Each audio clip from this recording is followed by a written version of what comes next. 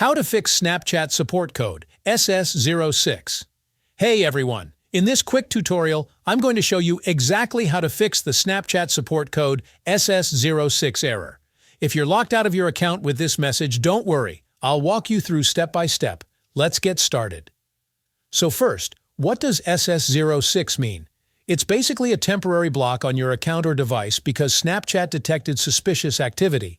This could happen if you entered the wrong password too many times, or if Snapchat thinks someone is trying to log in for you. Alright, here's how to fix it. The easiest solution is to wait it out. Most of the time, this is only temporary. Usually, after 15-30 minutes, you can try logging in again. If that doesn't work, give it a few hours or even a full day. Usually that alone solves it. If not, try switching your internet connection. If you're on Wi-Fi, turn it off and use mobile data.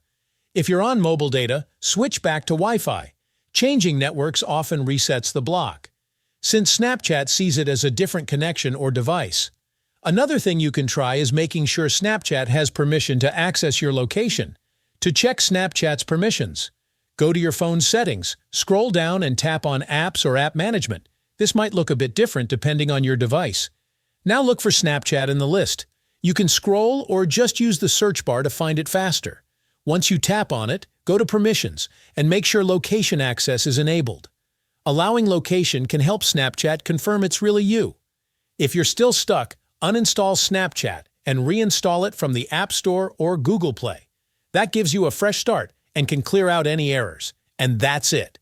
In most cases, SS06 goes away on its own within a short time, but these steps can speed up the process. If this tutorial helped you, give it a thumbs up and subscribe for more quick fixes.